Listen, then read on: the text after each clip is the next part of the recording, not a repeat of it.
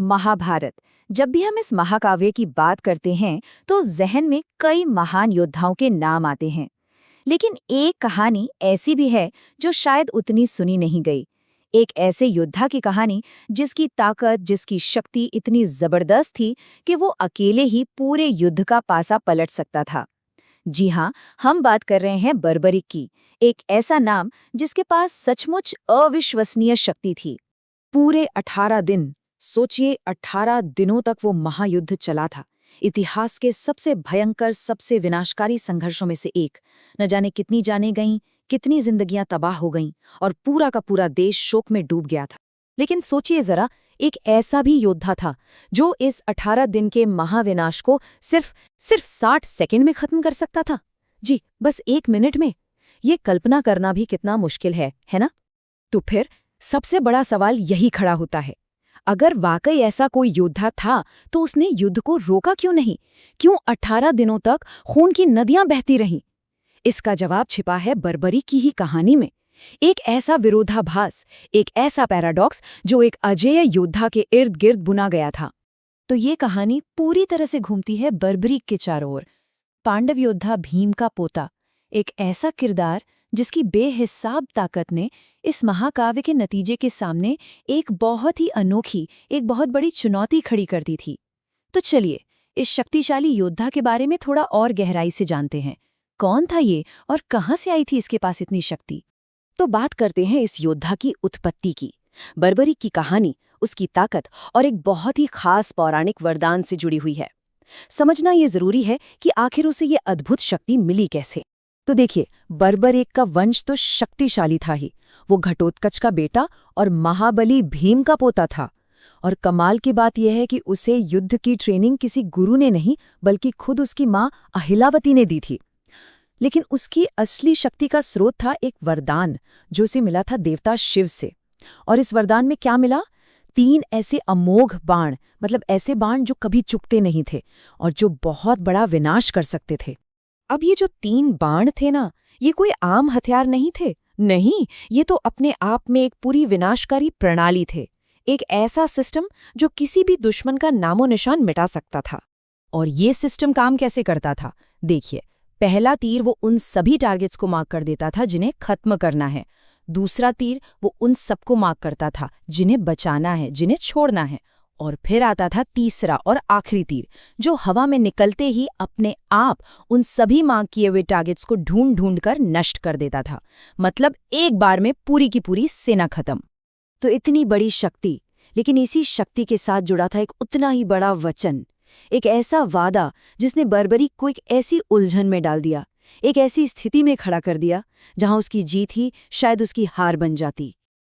और वो वचन क्या था? युद्ध के लिए निकलने से ठीक पहले बर्बरीक ने अपनी माँ को एक बहुत गंभीर वचन दिया था। वादा ये था कि वो किसी भी लड़ाई में हमेशा हमेशा कमजोर पक्ष की तरफ से लड़ेगा। जो भी पार्टी हार रही होगी वो उसका साथ देगा। और यही वचन उसकी पूरी कहानी का सबसे बड़ा टर्निंग पॉइंट साबित हुआ। अब जरा इस वचन के रणनीतिक पहलू को समझिए। ये एक ऐसा चक्रव्यूह था जिससे निकलना नामुमकिन था।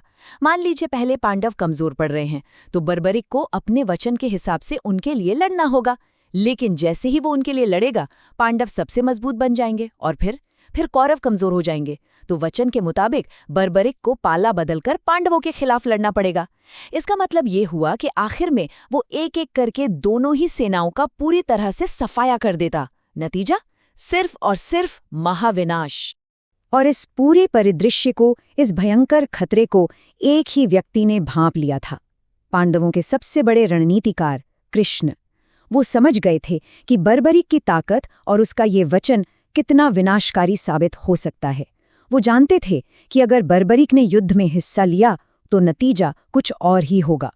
तो कृष्ण ने क्या किया? एक आम यात्री का वेश धरकर वो बर्बरीक के रास्ते में पहुंच गए, इससे पहले कि वो युद्ध के मैदान तक पहुंच पाता। मकसद साफ था, इस योद्धा की प्रचंड शक्ति को खुद परखना।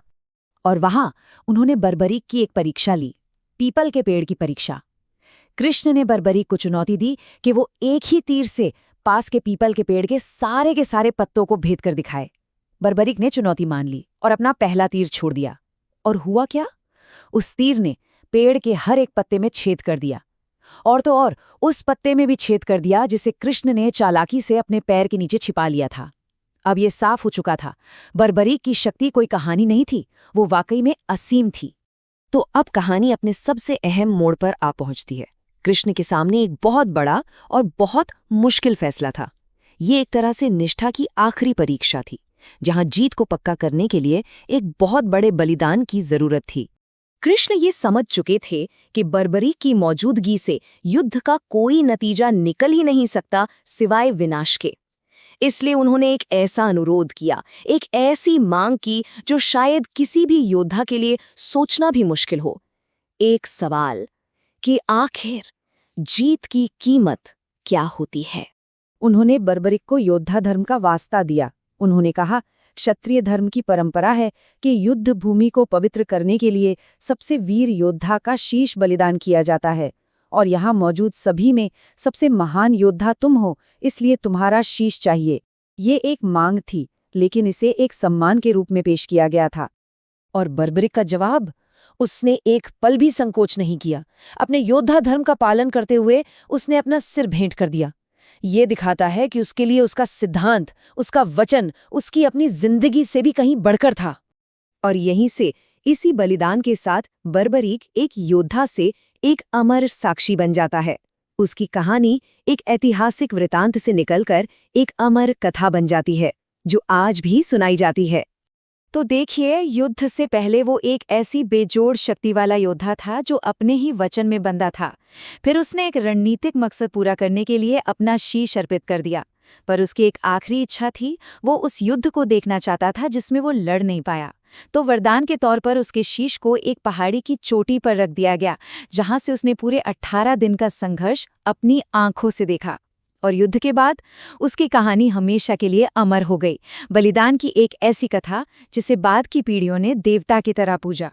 तो आखिर में ये सवाल तो रह ही जाता है कि बर्बरीक का बलिदान क्या था? क्या वो महाविनाश को रोकने के लिए एक जरूरी रणनीतिक कदम था, या फिर इस कहानी की सबसे बड़ी त्रासदी? ये कथा हमें व्यक्तिगत सिद्धांतों और युद्ध की कठोर क्रूर हकीकत के बीच के टकराव पर सोचने के लिए मजबूर कर देती है, और एक सवाल हमारे लिए छोड़ जाती है कि क्या कोई भी जीत इतने बड़े बलिदान के काबिल हो सकती है?